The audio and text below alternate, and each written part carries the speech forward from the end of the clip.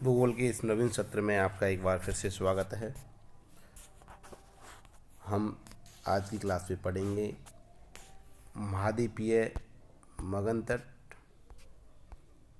जो पिछली क्लासेस में हमने इसकी जो पॉइंट है उसके बारे में चर्चा कर ली थी। महाद्वीपीय मगन तट, कॉन्टिनेंटल शेल्फ, इस तल का यह अभिन्न अंग होने तथा निकटवर्ती स्थिति होने के कारण इस सागरीय आकृति का सबसे अधिक अध्ययन किया जाता है, क्योंकि यह महाद्वीप के तट के स्थित है। महाद्वीप के किनारों के पास स्थित होने के कारण इसका सबसे अधिक अध्ययन किया जाता है ओशनोग्राफी में। इसकी सीमाएं स्पष्ट होती है तथा सरलता से पहचानी भी जा सकती है। यह महासागर का सबसे उतला भाग है, जिसकी औसत प्रवणता मतलब औसत ढाल 1 डिग्री या उससे भी कम होती है। महाद्वीपीय मगन तटों की चौड़ाई में एक महासागर से दूसरे महासागरों के बीच में भिन्नता पाई जाती है। यहाँ पर अवसादों की जो मोटाई है वो भी अलग अलग होती है। यहाँ लंबे समय तक प्राप्त स्थूल तलछट अवसाद जीवाश्म ईंधनों के स्रोत बनते हैं। समुद्र में जो भी प्राकृतिक गैस और पेट्रोलियम के जो भंडार पाए जाते हैं उन सबका स्थान महाद्वीपीय मगन तट है। इस फैक्ट से आप महाद्वीपीय मगन तट की महत्वता इम्पोर्टेंस को समझ सकते हैं कि लगभग समुद्र से जो पेट्रोल और प्राकृतिक गैस प्राप्त करते हैं उसका 90% क्षेत्र इस महाद्वीपीय मगन तट से ही प्राप्त करते हैं। यह महासागरीय नितल के कुल क्षेत्र का 8.6% भाग पर फैली हुई है। आरंभ में इसकी जो औसत गहराई है वो किनारों से आगे 200 मीटर तक मानी जाती थी, किंतु यह सामान्यीकरण करना जोग्राफर्स ने ज़्यादा उचित नहीं समझा। मगन तट की जो विस्तार है वो 35 मीटर से लेकर 240 मीटर से भी अधिक गहरा हो सकता है। जहाँ हिमनदन की क्रिया हुई है वहाँ मगन तटों की औसत ऊंचाई 200 मीटर से भी अधिक पाई जाती है। इसके विपरीत जिन तटों पर प्रवाल भित्तियाँ या कोरल रीफ उत्पन्न हुई है या बड़ी नदियाँ मुहाने बनाती हैं, वहाँ 35 मीटर से भी कम गहरे मगन तट पर मिलते हैं। संपूर्ण विश्व के लिए जो मगन तटों की जो औसत गहराई है, ये क्वेश्चन पूछा जाता है।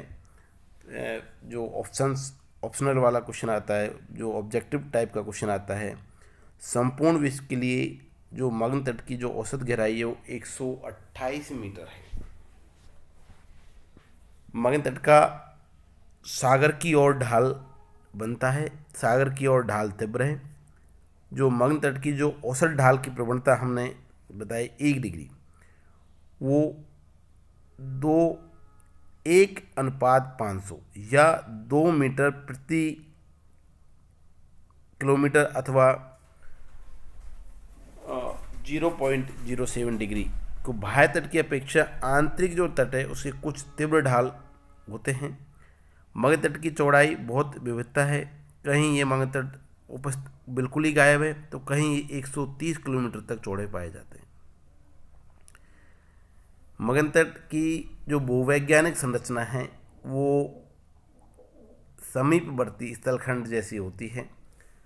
जैसे दक्षिणी कैलिफोर्निया और उत्तरी मैक्सिको के सहारे जो विस्तृत मगन तट है बहुत सकरा है और भूवैज्ञानिक दृष्टि से जटिल है।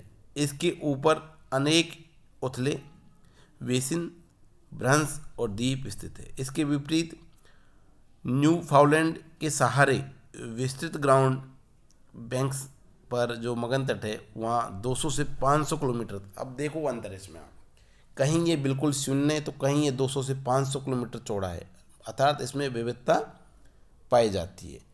यहाँ हिमनदन की क्रिया हुई थी, अतः इसकी स्थलाकृति अनियमित, उच्चावच युक्त और गहराई 200 मीटर से अधिक है।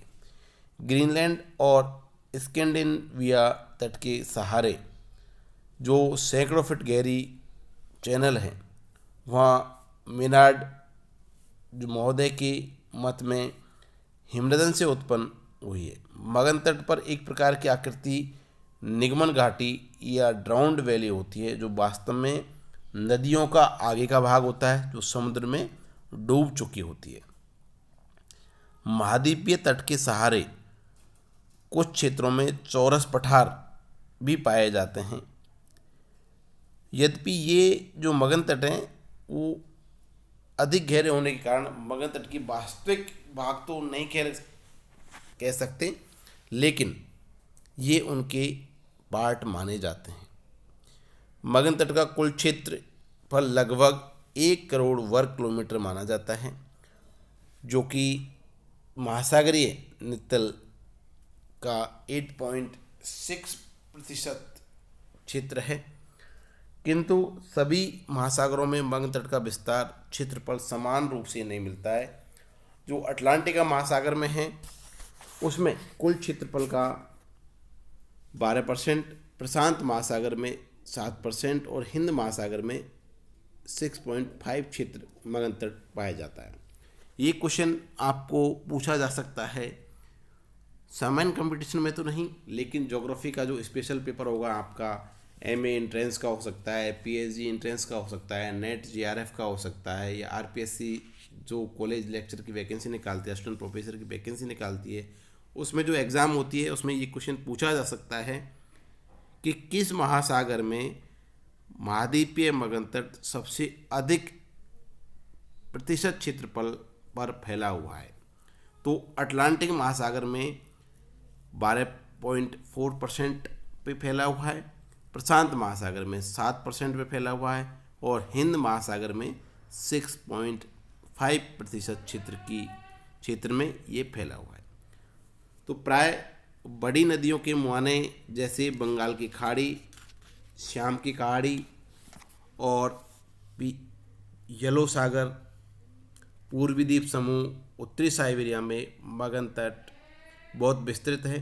किंतु अपवाद स्वरूप जो मिसिसिपी का मुहाना है वहाँ ये बहुत संकरे हैं। इसके विपरीत छोटी नदियों के मुहाने पर ये संकरे होते हैं, किंतु अपवाद स्वरूप इंग्लैंड के पश्चिमी और पूर्वी जो अटलांटिक तट है वो ये काफ़ी चौड़े हैं। जो महाद्वीपीय मगन तट है इसकी उपयोगिता इस बात से साबित हो जाती है कि यहाँ नेचुरल पेट्रोलियम जो प्राकृतिक गैस है और पेट्रोलियम के जो भंडार हैं वो सबसे अधिक पाए जाते हैं और भविष्य में अगर इसकी और खोज की जाए तो यहाँ हम ऊर्जा के अपार भंडारों को प्राप्त कर सकते हैं, जिससे जो ऊर्जा संकट है मानव के सामने उसकी पूर्ति भी की जा सकती है।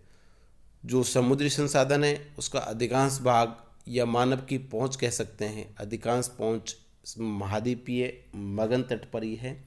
इसलिए इसको सभी सागरीय जो उच्चावच है या नित्तल है उस पर सबसे अधिक महत्व दिया जाता है।